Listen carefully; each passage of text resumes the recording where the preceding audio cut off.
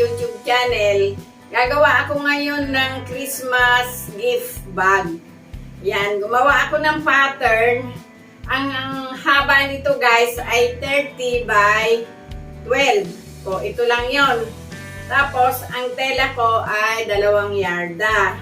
Ang magagawa ko dito sa 2 yarda ay 10 piraso. Ang 1 yarda guys ay 60 pesos. At ang benta ko nito ay 35. So guys, ito yung tela natin. 1 yard ito, tapos ang width niya ay 60. Ito siya guys, lovely ito. Ngayon,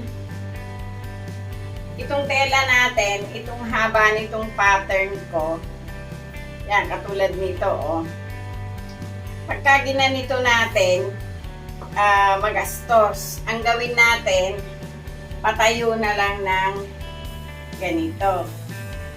Ihanap nyo yung pattern nyo guys kung saan kayo kikita. Ngayon, yung matitirang yon, pwede nating ilagay na lang yan sa strap.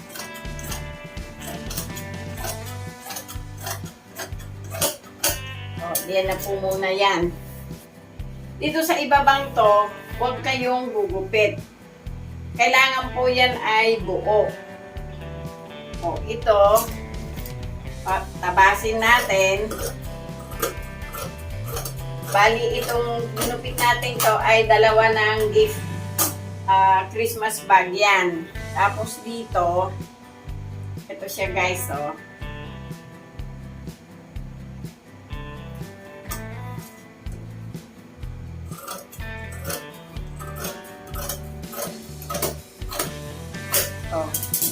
apat. Etong matitirang to, magagawa nyo pa rin siyang isa. Ito guys. Basta dito sa lugar na to ay kailangan po ito ay buo. Hindi po siya pwede nang gugupitin natin. Ngayon, ito guys, kailangan ang inyong strap. Ito kahit hindi nyo nasukatin, basta dito na lang kayo pumantay sa tabas nyo. Ang kailangan ng isang bag ay 4 na piraso nito. Ito siya guys. 2, 4.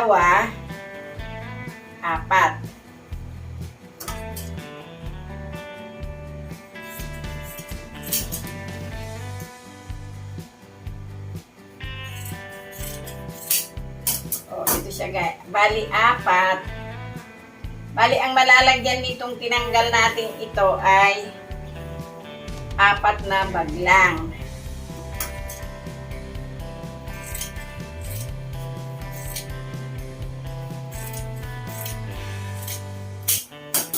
Ang gandang pagkitaan nito guys.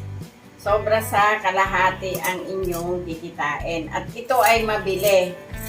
Mas mabili po siya kaysa doon sa mga binibiling papel. Kasi ito, pakikinabangan ng inyong pagbibigyan.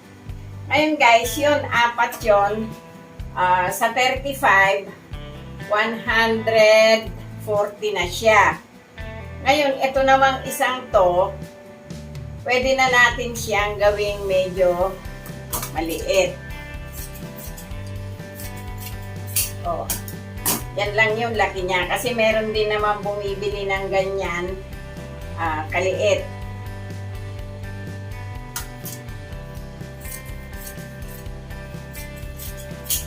Yun lang siya guys. Tatahiin na natin itong bag. Pero isa lang yung tatahiin ko para makita nyo. At saka ito. Yun, mamaya isusunod ko na lang siya guys. Tara!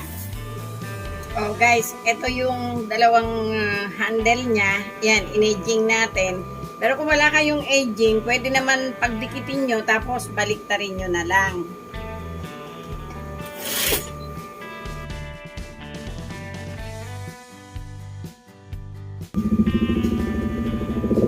Napasadahan nyo yung kabila, isalubong nyo ng tahi itong kabila. Ayun o.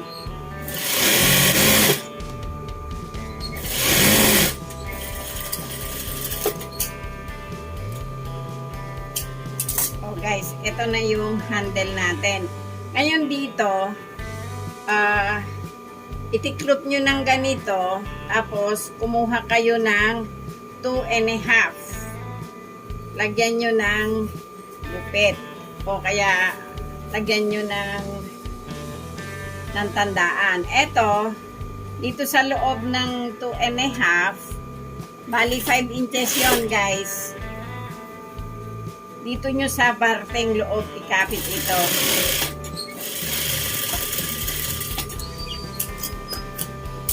Yan. Tapos ito guys, in-edging ko yung kabila hindi. Yung hindi edging, yun ang itapal nyo dito.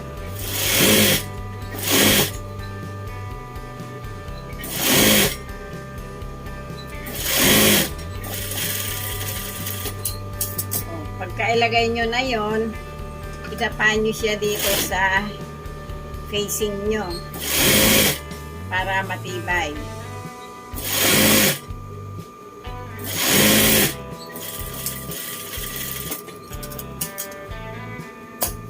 So, ito guys ngayon, idapa nyo siya dito sa body.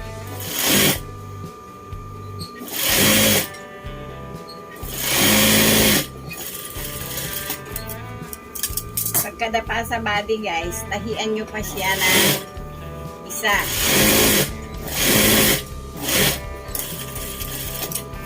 Ganon din po dito sa kabila. Ito yung handle natin, ayun yung nuts natin. Dito nyo siya ipasok sa loob ng nuts. Doon nyo siya itahi. Ayun o. At ito yung isang facing natin.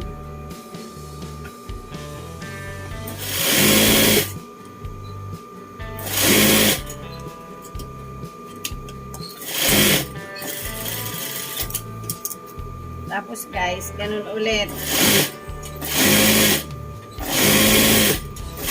Idapa nyo siya sa facing. O, kanina, eto, tinapos natin. Idinapa natin doon. Ngayon, dito naman guys, eto, naka-spread pa yung facing natin. Etong isa, yari na. Itapat nyo doon, ibalik nyo ito. Yan, isagad nyo siya doon guys.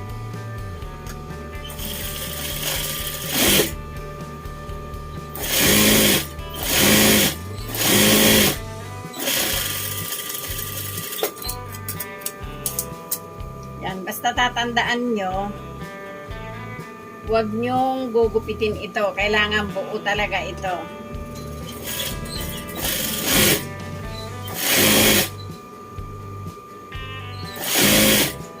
O, dito na tayo guys Ito yung buo, ito yung hindi pa. Ito, ibalik nyo doon.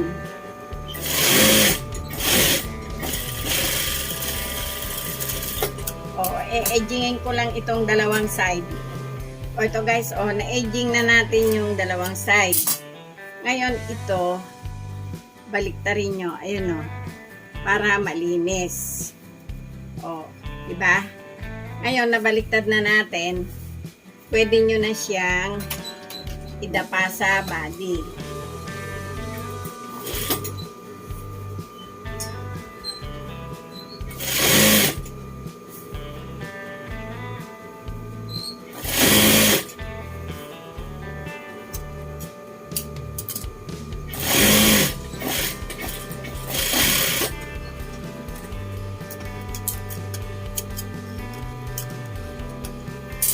Ito guys. Ngayon dito, itong ibaba na ito guys. Ayan Kunin nyo yung gitna nito, gitna ng buo, itapat nyo doon sa tahi na yon. Ganon din itong kabila. Kunin nyo yung gitna noon at itapat nyo siya doon. Ito guys. Tapos, umuhit kayo ng 1.5.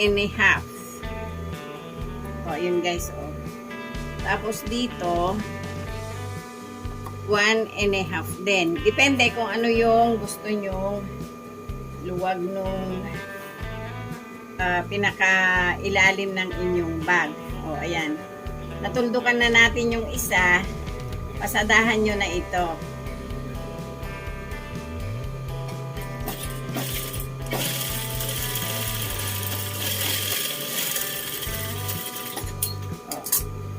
Ngayon, idapa nyo to. Ito naman may tahina, yun ang ipon nyo.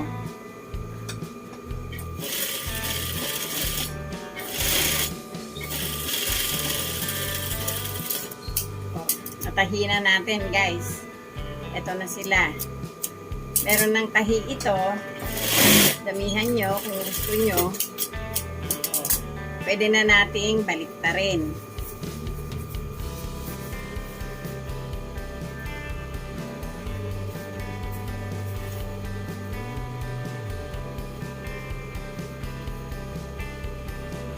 Ito guys, nabaliktad na natin. Ngayon, pagkabaliktad natin, dito sa ibaba na to, kunin nyo yung kanto doon. O, yan.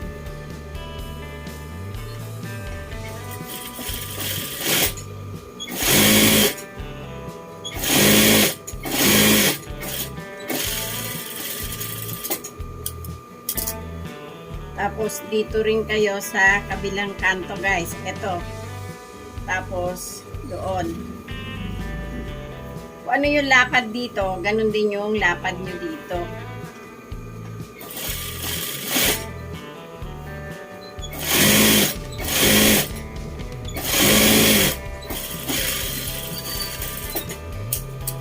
Dito sa kabila, ganun din, guys.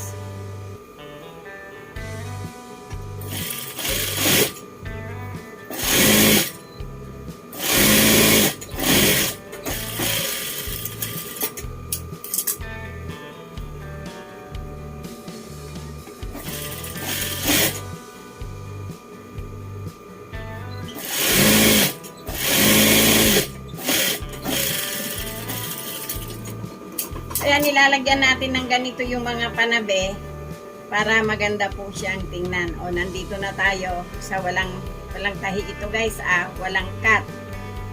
O, dito,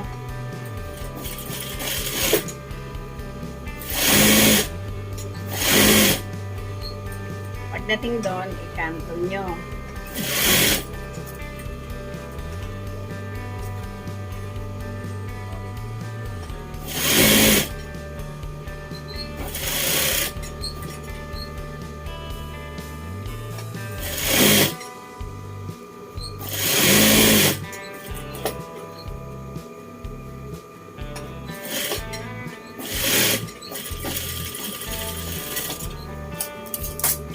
O, yan guys.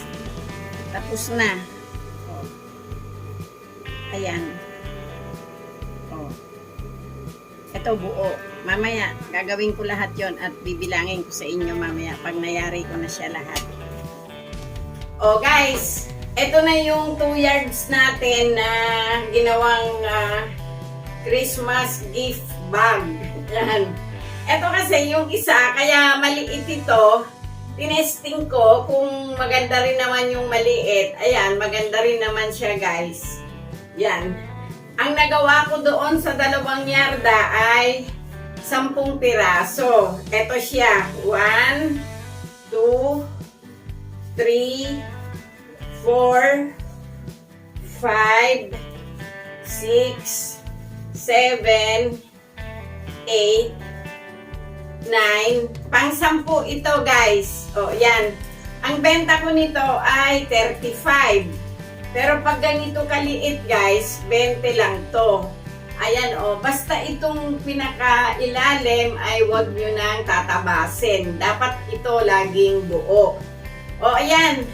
Maganda po itong pagkitaan kasi ang puhunan ko dito ay 120 lang. Pagka 10, sa 35 ay 350 na siya. Ngayon, tanggalin nyo ito, gawin nyo na lang siyang 20, palagay mo ng 320. O yun guys, may tubo kayong 200 sa 2 yarda. O yan, sana nagustuhan nyo yung gawa ko ngayon. Kasi guys, kailangan natin ito ngayong Pasko. Mas mabili po ito kaysa sa papel. O sa mga nanonood, huwag niyo pong kalimutang mag-subscribe. Paki-like niyo na rin yung videos ni Lola. At thank you po sa mga nanonood. Salamat po ng marami sa inyong lahat.